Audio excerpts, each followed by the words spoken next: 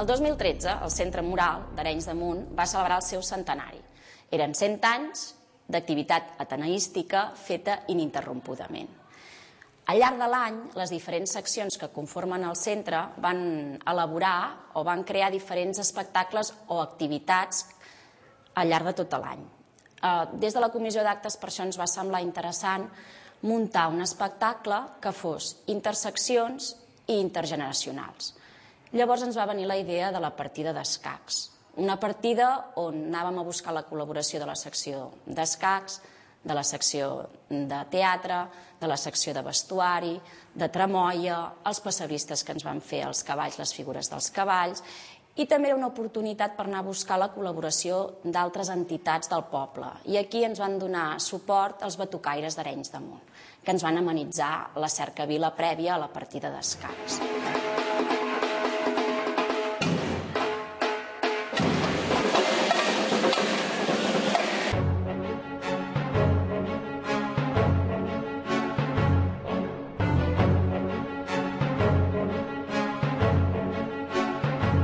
Quan vam pensar en la partida teníem molt clar que volíem que fos una partida real perquè la gent que realment sabia jugar als escacs la pogués identificar.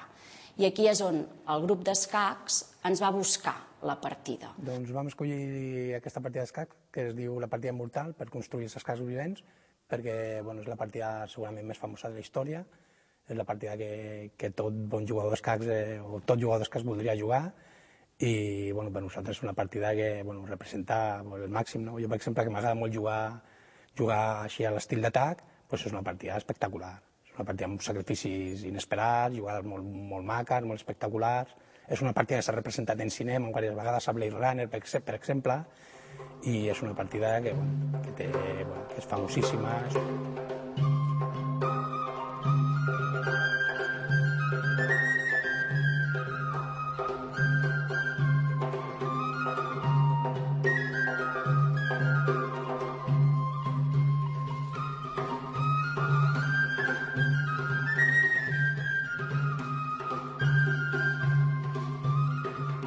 Un cop teníem la partida i vam veure quins moviments es feien amb les figures, vam pensar en la història.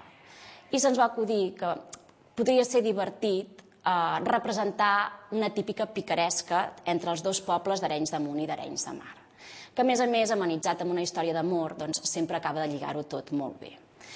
El problema és que ho volíem ambientar en una època molt concreta i aquí vam haver d'anar a buscar a una persona que hi entén en història, perquè ens busqués gent real que hagués existit realment, tant d'Arenys de Munt com d'Arenys de Mar. Bé, aquest projecte va començar perquè en l'any 13 i després venia el 14, la Guerra de Successió, el Maresme, per tota una sèrie d'elements que hi juguen en aquesta partida. Primer de tot el Maresme, el Baró de Cabrera, evidentment, l'enfrontament clàssic entre els pobles de mar i de muntanya, que també es dona a tot el Maresme, i després un any molt important, que era l'any Espriu. A part de que molts dels noms són del segle XVIII autèntics, per la documentació que jo he remenat d'una casa pairal d'Arenys de Munt, els noms, hi ha tota una sèrie de noms mariners que recorden Espriu i que tenen una vinculació directa amb Espriu, i amb els que ell fa aparèixer, sobretot en la primera història d'Ester. Esther Vallalta, el Nofre Xifrer, hi ha el mossèn Silvi Saperes, hi ha alguns noms de mariners que també són extrets d'obres d'Espriu, mentre que els noms de pagesos són extrets d'una documentació, són autèntics, han existit en el segle XVIII. Penso també en mossèn Jaume Abellà, que va existir a Can Sala de Dalt, a l'Anton Arquer, de Cal Arquer. Ja he buscat masies i noms que tinguessin. Ara, de la responsabilitat de la història, el desenvolupament, això és una imaginació que celebro que hagi estat amb aquests punts d'humor que té i aquesta mena d'intrascendència transcendent, per valgui la redundància, per divertir una mica el públic, que això és del que es tractava, i una gran demostració de tecnologia i escenografia i treball de tots plegats, els quals felicito. Amaga't, Carlitos, amaga't, que no et descobreixin!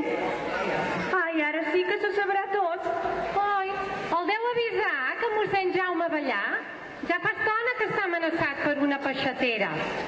Un cop teníem ja la partida d'escacs escollida i l'ambientació de la història amb els noms dels personatges ja escollits, el que ens faltava era escriure la història que volíem explicar.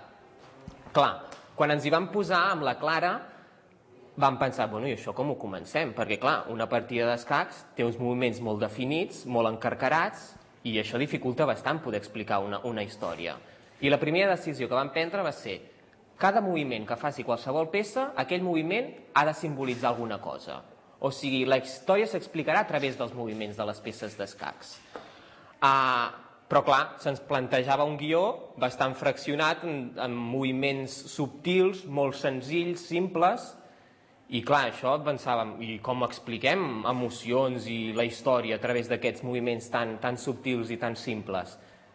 I vam pensar, vam tirar enrere i ens vam fixar, anem als clàssics. En les tragèdies gregues s'expliquen sentiments molt profuns, molt potents, però amb moviments i gestos molt subtils, amb una economia de mitjans molt exagerada. I vam pensar, és això el que necessitem. Històries potents, sentiments molt a flor de pell, amb gestos molt subtils i molt senzills.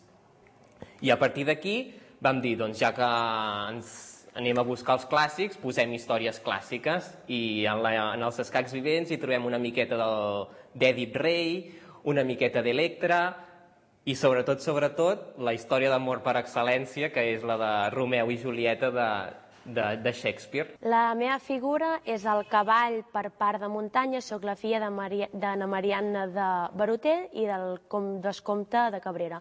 I la meva història al llarg de l'obra, em faig una història d'amor amb el mariner, amb un cavaller per part de mar, i ens anem veient d'amagatotis i no segueixo les ordres de la meva mare, estic passant totalment del que ella em diu, i pel camí ens anem trobant i ens trobem a Ester de Vallalta, que és la que ens anirà amagant dels meus pares, i realment, finalment ens trobarem amb la meva mare, que acaba descobrint el nostre amor prohibit, que és un símil de l'obra de Shakespeare de Romeu i Julieta, i ens acabarem enfrontant a ella.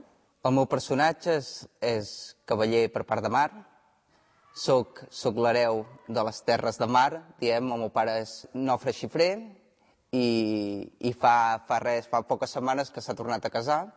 S'ha casat amb una noia més jove que jo i el qual es converteix en la meva madrastra, que és Ester de Vallalta.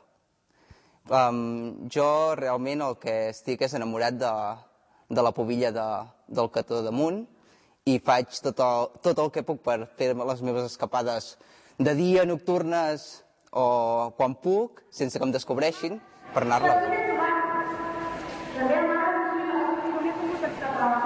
Com? Tu d'una pagesa t'has enamorat? Si res no dius al teu pare de la meva fugida, jo res diré del teu amor secret. Un cop teníem ja la història principal, les històries principals muntades, clar, necessitàvem que els àlfils, per exemple, que són peces molt importants en la partida d'escacs, també juguessin un rol en la història. Però en la partida que teníem no en feien gaires de moviments. I amb la Clara vam pensar, doncs, com que no en fan gaires de moviments, seran uns personatges com molt continguts, molt misteriosos, que no se sap massa d'on venen, que tenen un passat fosc, i així introduïm una miqueta de misteri i de suspens en la partida d'escacs. Doncs són dos personatges que des d'allà al principi de l'obra són misteriosos, no se sap ben bé d'on ve, exactament què són, i així no es coneix res del seu passat, de la seva història, i doncs són els personatges que porten intriga a la història perquè els altres més o menys ja te'ls coneixes, ja saps que aquest és el fill d'aquest, aquest és el que està enamorat de l'altre, però als mossens no saps res d'ells i mica en mica en la història vas com descobrint coses seves, el seu passat i així.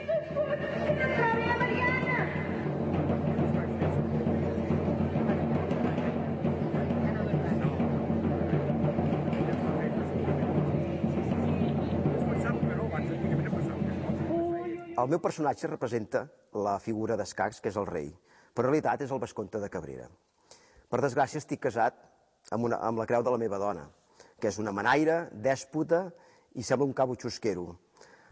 La seva gran preocupació és només les terres i la seva filla, que es veu amb un cavaller de la banda de mar. I això la treu de polleguera. A mi en realitat tant se me'n fot. Fins i tot que m'hi poso d'esquenes amb ella i que faci el que vulgui.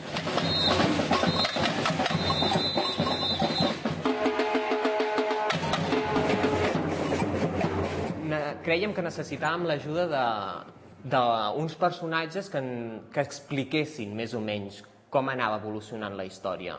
Perquè, sobretot, si alguna persona no coneixia les normes dels escacs, no entenia si, per exemple, un cavall estava amenaçant un alfil o un rei estava amenaçant un peó. I necessitàvem algú que els hi expliqués en aquest públic. I també, anant a buscar els clàssics, ens vam referenciar al cor que feia servir Sòfocles en les seves tragèdies i nosaltres també hi vam posar unes narradores que representen el poble i que van comentant i van explicant què és el que van veient. Com unes comentaristes de televisió de partits de futbol, van veient com es van distribuint els diferents personatges, els moviments que van fent, i fins i tot interactuen amb algun dels personatges advertint no facis això, que acabaràs malament, i fins i tot algun personatge interactua amb elles. Per exemple, la Mariana de Barutell els hi fot escàndol perquè són massa xafarderes i no li agrada massa el que li diuen d'ella. Segur que surt per posar-hi pau, que no pot ser que per un tema de terres es treguin els ulls les dues famílies. Ai, on hi veig la sang? Jo les dues parts. Doncs el meu personatge és un de les dues narradores que hi ha. No actuem dintre del tauler d'escacs, ho fem des de fora, ho fem dalt d'una peana per tenir una visió del públic i de tot plegat, i són personatges bàsics, perquè el públic pugui entendre quins són els moviments d'aquesta partida d'escacs. Per dir-ho d'alguna manera, som els personatges còmics de tot el joc, no? Nosaltres anem explicant l'argument i alhora anem interactuant amb algun dels personatges, de manera molt, molt còmica.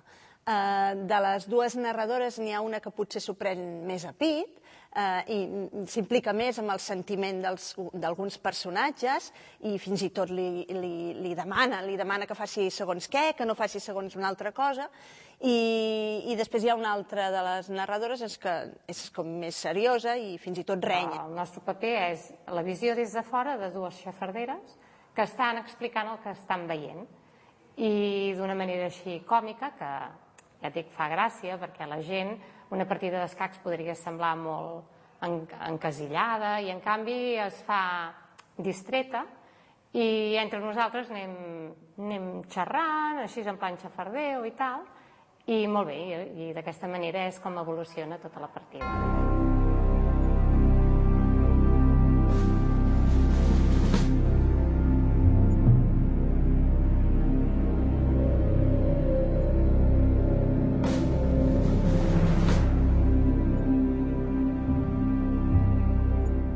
A més, un altre dels personatges que vam introduir va ser la mort. La mort és molt important en els escacs, perquè és la que determina qui guanya, qui perd, com van evolucionant les jugades, i necessitàvem algú que això ho reflectís, que ens marqués el ritme i els moments dels diferents moviments. I amb la Clara vam pensar, doncs agafem una mort que pot anar acompanyada d'ombres, però a més, en aquesta mort ajuntem-li una miqueta de so i la vam ajuntar amb un timbaler. D'aquesta manera formaven un duet en què quan es començava a sentir una música de percussió característica apareixia la mort que s'infiltrava dins del taulell i amb l'ajuda de les ombres retirava la peça que havia estat assassinada.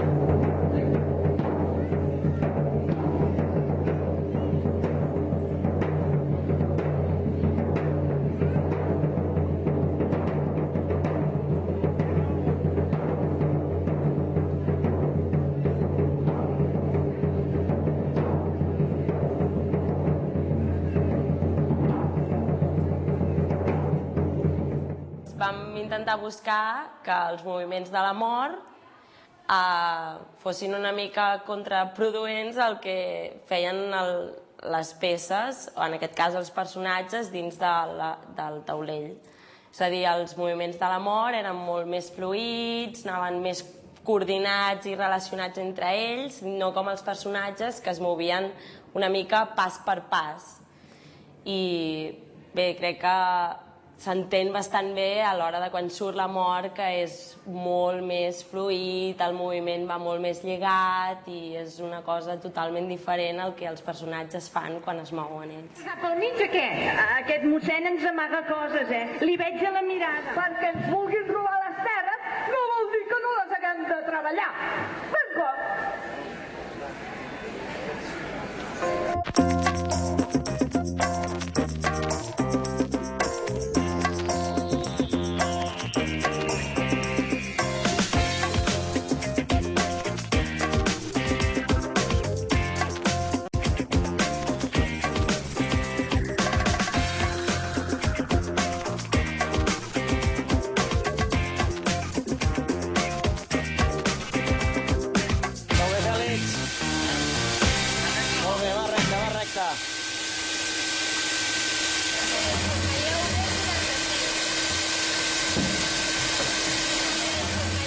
Vam fer un tauler de 8 metres per 8 metres d'ample de moqueta. Llavors se'ns va ocórrer, al grup d'escenografia del centre, anar a buscar moqueta de color negre on varen pintar els quadres blancs.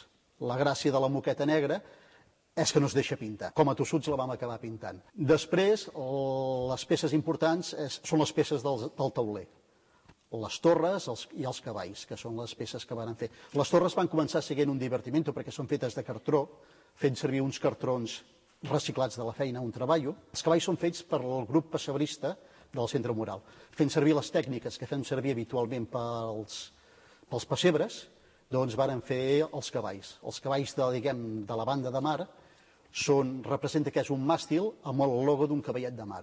Doncs són fets de forexpan, retallat, amb les tècniques habituals que fem servir, els pintat també, i per fer el cavall, diguem, de la banda de muntanya s'ha fet servir goma espuma. Tenen la crinera feta de ràfia.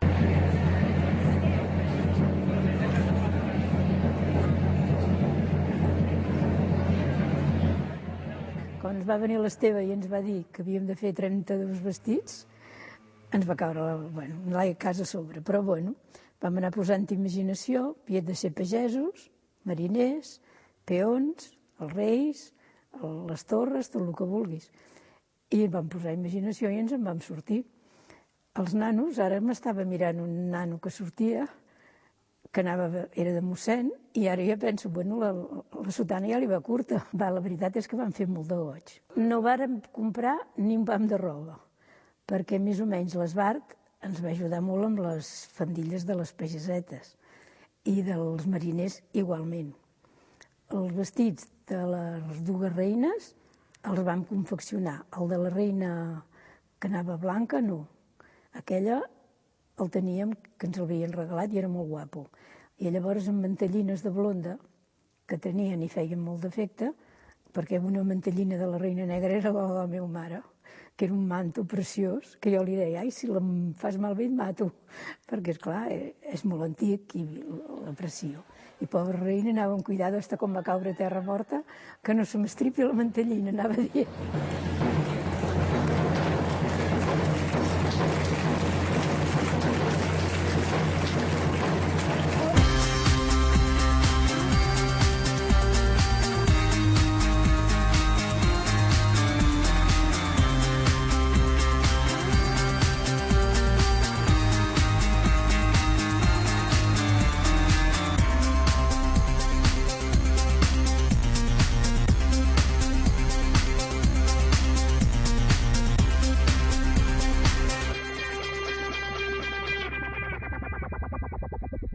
Els assajos, bé, al principi eren una mica caòtics. De fet, és una bona experiència perquè ja d'entrada ens vam trobar amb 3 generacions. No ens coneixíem gaire entre nosaltres, tot i que som del mateix poble, però venia gent del grup de teatre, gent dels escacs, gent que, bé, es va apuntar i no venia de cap grup, i entre nosaltres potser ens havíem vist, però no teníem les relacions que tenim en aquests moments, que hem creat una gran família, perquè realment vam començar tots que uns sabien jugar a escacs, els altres no. La majoria, els moviments de les figures tampoc sabien com anaven, sobretot a vegades canalla petita. I clar, era una mica així complicat perquè, clar, tu com a narradora explicaves ai, mira, que ara el cavall sembla que està amenaçant en el rei. I clar, el cavall es havia de moure amb L i es movia aquella persona amb la L cap a l'altra banda. I deies, no, aquí no amenaces. Per tant, tornem a explicar la partida. O el peó que es movia cap a un sentit, no, que tu has d'anar cap aquí. O l'altre que es havia de moure en diagonal. Clar, al principi era una mica així, era una mica complicat. Jo, per exemple, no sé jugar a escacs, ho he de confessar, no en sé, i els meus companys em van ajudar i em van dir que m'havia de moure en forma d'L, cap a la dreta i cap a l'esquerra. I prou feina tenia en moure el cavall, perquè pesa una mica, i em costava bastant agafar-lo i moure'n cap a la dreta o cap a l'esquerra, però finalment he anat agafant una mica la dinàmica del joc. Però n'he d'aprendre, és un repte que tinc. Els assajos van ser en realitat bastant senzilles perquè sé jugar a escacs. El problema bàsic és que estàs molta estona esperant que et toqui el torn, però com que la partida d'escacs és tan gran que no saps els moviments que estan precedent el teu torn, i això et fa portar una mica nerviós perquè no saps exactament si t'avances o t'atraces. Però els assajos van anar perfectes.